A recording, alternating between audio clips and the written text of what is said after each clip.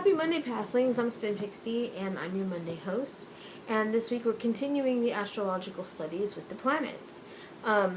So my planet is going to be Mercury.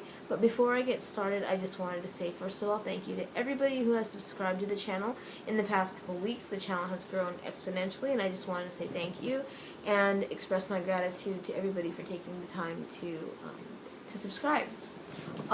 If you guys would like to stay up to date with the things that we're doing and what is coming up, because we have something very special planned in the near future, please follow us on Facebook. We have a group page where you can become interactive and talk to us. Don't hesitate to ask any questions or leave any comments or feedback. We welcome it. So I'll put the link in the description, and I will put, there's more social media stuffs to come for Planet Pathlings, so stay tuned to that definitely, and we will keep you updated. The other thing I wanted to say is, as far as retrograde, a lot of people from the title of Mercury, are probably going to come here thinking we're talking about retrograde this week.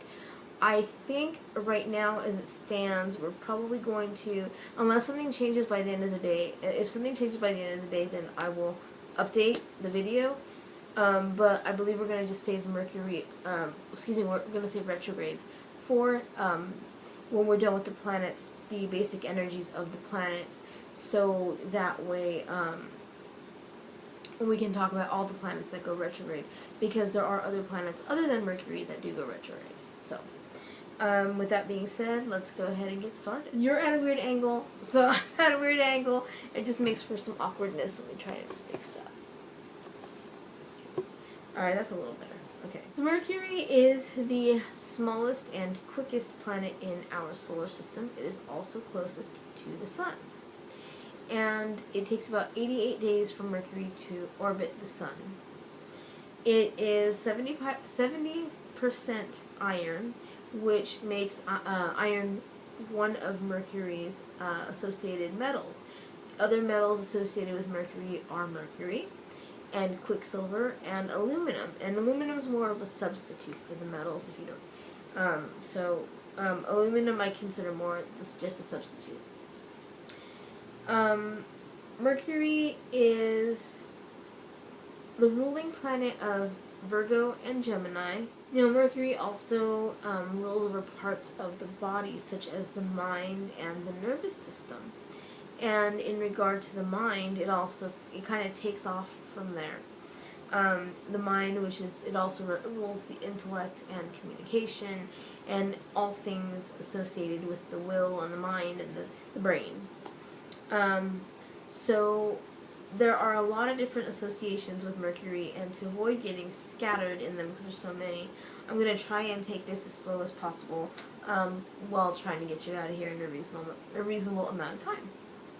So in regard to the mind, so Mercury can help you in your academic studies. It can help you achieve academic success. It can help you discover hidden knowledge. It can help you discover ways of learning that might help you to implant things in your memory even better than like if you have a teacher that likes to lecture, you can use Mercury to help you hone the notes that you need to be taking from those lectures and using them in a different way to help you learn what you're trying to learn. And it can also, because it does govern the mind, it can also help you sway others and influence others to your belief or to your way, to coerce them to come your way. Mercury is in many ways a sort of methodical planet. It's a complex planet.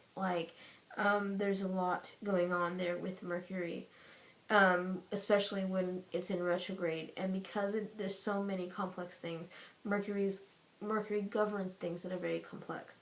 So whilst it will help the student to learn, it will help the teacher to teach. Where it will help the person influence someone, it can help somebody block the influence of others, where it will help you be verbal and able to express yourself very well. Mercury can also help you be diplomatic and know when to hold your tongue and bide your time and not speak. Mercury is a very intellectual planet, so it can help you gain all the facts of a situation. It can help you get that information, that knowledge. Any exchange where it comes to you and another person, Mercury, is going to help you out there. So, where it's networking or communication or anything like that, trade, commerce, being a merchant and selling things, Mercury is going to help you with that.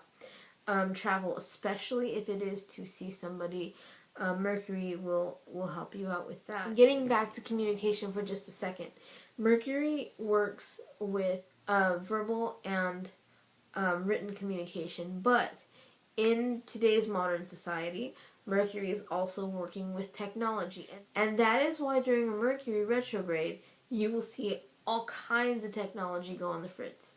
Facebook will mess up, your newest, never, ever update your software during a Mercury retrograde. And this is coming from a tech geek. Never do it. Bad idea. Mercury governs those vices of communication that we have. And so it can essentially send things haywire. Well, Mercury's in retrograde, when it's spinning backwards, when it's doing its thing, that's another reason why communication is so difficult, and a lot of people end up arguing, because instead of being at a quick flow and a nice communicative direction, Mercury is opposite. Mercury is opposite. So if you say something and you mean one thing, somebody is going to take it the opposite way, because Mercury's energies are not going at its normal pace. So it's kind of like astrological opposites months. So just that's why you have to be very careful. That's why a lot of arguments and drama and negativity break out, especially during times of retrograde. I don't really want to talk too much about it. I'm looking for my drink.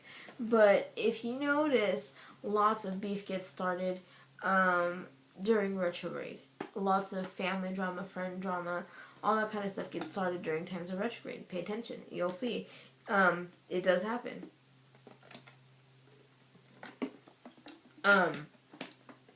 So yeah, Mercury has, it's almost like a dual aspected planet. And it also goes that way because it's the governor of two signs. So where you have the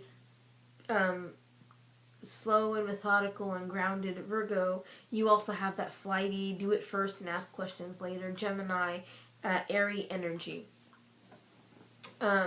So I guess you could tentatively say another element associated with Mercury besides air would be Earth.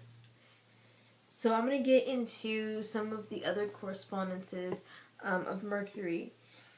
As far as herbs go, some of the herbs associated with Mercury are almond, alyssum, anise, crocus, hazel, heather, honeysuckle, lavender, mandrake, magic mushroom, mullein, parsley, just to name a few.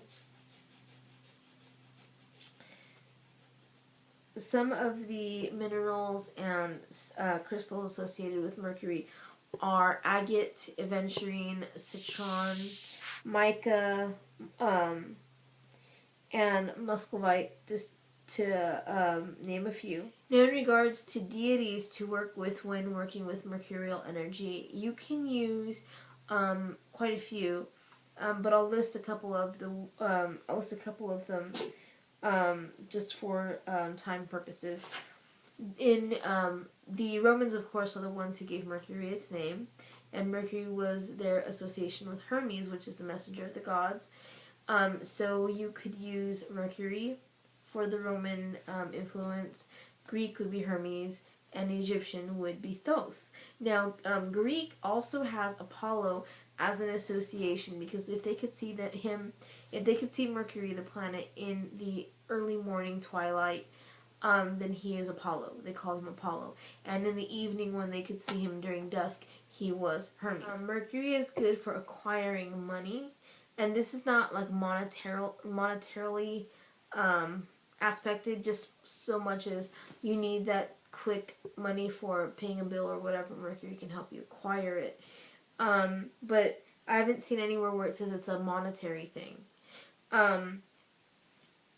Also, in regards to knowledge and communication, Mercury can help you not only develop hidden knowledge of things outside of yourself. It can also help you develop those self-aware skills of being self-aware of things around you, of things going on in your sphere. If you tend to be a little bit flighty or absent-minded, you can use that more calm side of Mercury to help you find that inner self-awareness. And again, that harkens back to the Virgoan nature. One of the last things I'll talk about is spell work, the way in which you can use Mercury for some spell work.